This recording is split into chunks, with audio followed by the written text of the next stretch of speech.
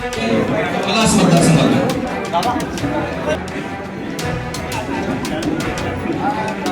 पंचायत सुवर्णा चंद्रकांत कुंभार पवार मतदारसंघ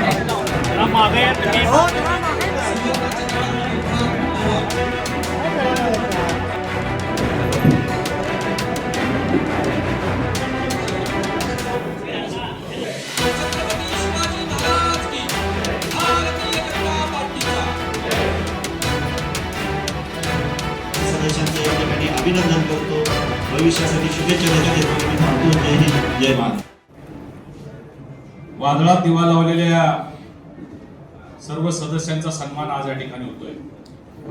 मी खरं म्हणजे बोलणार नव्हतो, परंतु 2-3 गोष्टींचा उल्लेख करण्यासाठी दादांनी मला सूचना केल्या आणि म्हणून मी या ठिकाणी उभा आहे. यावेळची निवडणूक एक वेगळ्या स्तरावर झालेली निवडणूक आपण सगळ्यांनी पाहिली. आजपर्यंतच्या अनेक निवडणुकांपेक्षा कितीतरी पटीनं ही वेगळी निवडणूक होती.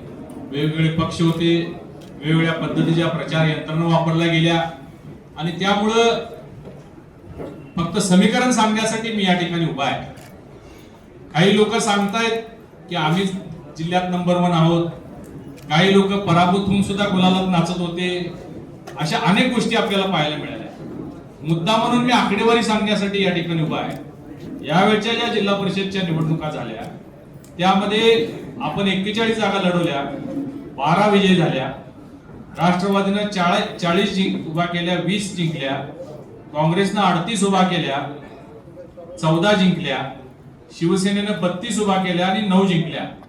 परंतु या सगळ्याचे मतदान जर बघितलं तर जिल्ह्यात सगळ्यात जास्त मतदान कुठल्या पक्षाला झालं असेल तर ते भारतीय जनता पार्टीला झालेलं आहे.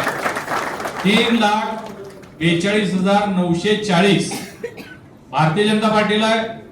त्याच्या खालोखाल राष्ट्रवादीला 3,41,000, त्याच्या खाली शिवसेना 3,09,000 आणि काँग्रेस 2,84,000. या अर्थानं भारतीय जनता पार्टी आज जिल्ह्यामध्ये मोठा भाऊ आहे हे सांगण्यासाठी मी आपल्या समोर उभा आहे.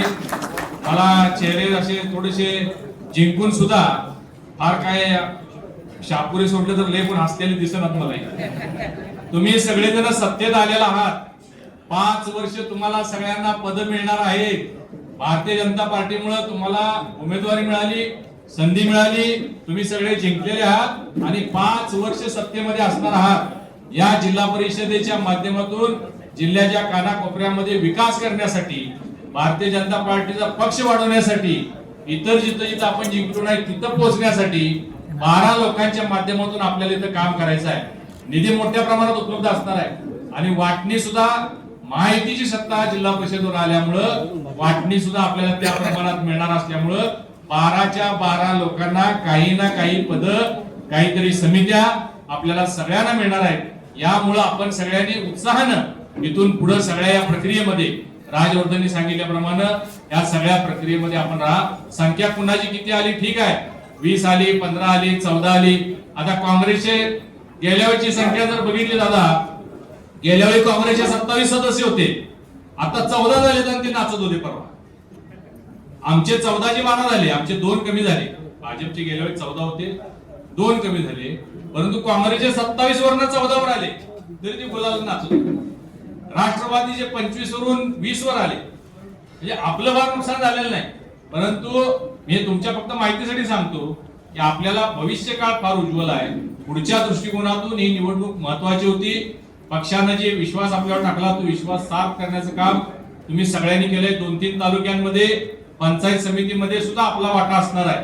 त्यामुळे त्याचा सुद्धा वापर आणि उपयोग आपल्या तालुक्यातील विकासासाठी, पक्षवाढीसाठी आपण सगळ्यांनी केला पाहिजे. पुन्हा एकदा आपल्या सगळ्यांचं अभिनंदन करतो. भारतीय जनता पार्टी मोठा भाऊ आहे म्हणूनच आपण सगळीकडे मिरवलं पाहिजे एवढीच विनंती करतो. धन्यवाद. आयोजित करण्याचं निश्चित केलं.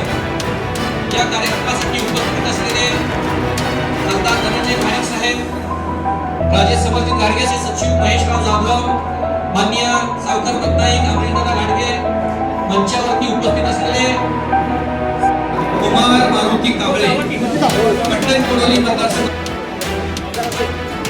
सलीम अब्बास पवार, शिंदे पाटील, पट्टण कोडोली सदस्य निवडून आले आणि कोल्हापूर जिल्ह्यामध्ये विविध पंचायत समित्यांमध्ये भारतीय जनता पार्टीचे 31 सदस्य हे निवडून आलेले आहेत.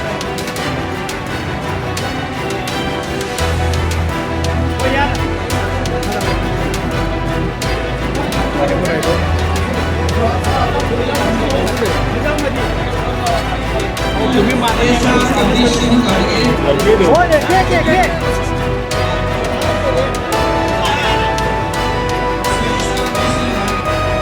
कोल्हापूर महानगरपालिकेमध्ये भारतीय जनता पार्टीचे महापौर झाले.